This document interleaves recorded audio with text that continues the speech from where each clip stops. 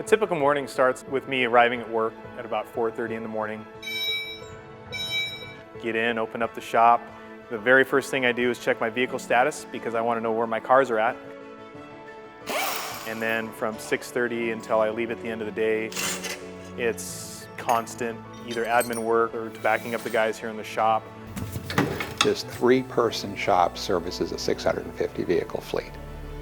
Not only day-to-day in the maintenance and operations of the fleet, but the acquisition of vehicles. What made the morning of March 22nd different? Well, it was the fact that when I logged on to the website that we order vehicles from to check my vehicle status, I saw vehicles there that I don't buy. He knew we didn't order those vehicles. I can't believe this is happening. These 7 vehicles, I didn't order these. The first thing that went through my mind in that moment was I need to notify the dealer immediately that these aren't our vehicles. I didn't place this order and somebody else did using our name. It was at that point that I contacted my superiors. I think it was Quentin's supervisor called me and said, geez, we've had this incident. 7 vehicles were purchased purportedly by Pierce County. By 9:15, I believe I had contacted the dealers. He told me that, well, they've been delivered.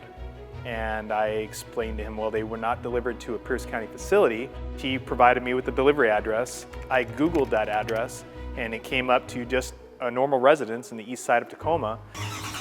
And I told him, I said, I'm going to drive by that address and see if the vehicles are in fact there and I will get back to you. And sure enough, there was a few vehicles parked at that house still. It's somebody outside of Pierce County, no connection or relationship to anybody in Pierce County, who just made this up and carried it off. And they found a willing dealer, and the dealer didn't ask any questions. So now, now the fun part begins. Quentin was already all over it. I contacted one of our detectives within 15 minutes of that phone call. They had an automotive task force deputy en route with an undercover team surrounding the house. They're doing surveillance on it, they're looking for the cars. And I had a detective here at the garage getting all the notes, all the information. Then I start getting phone calls. We got the first car. We got the second car. And I'm like, wow, this is amazing. In addition to being the county's fleet manager, Quentin Brown is a reserve sheriff's deputy. So he not only knows that world, but knows exactly who within that world to reach out to.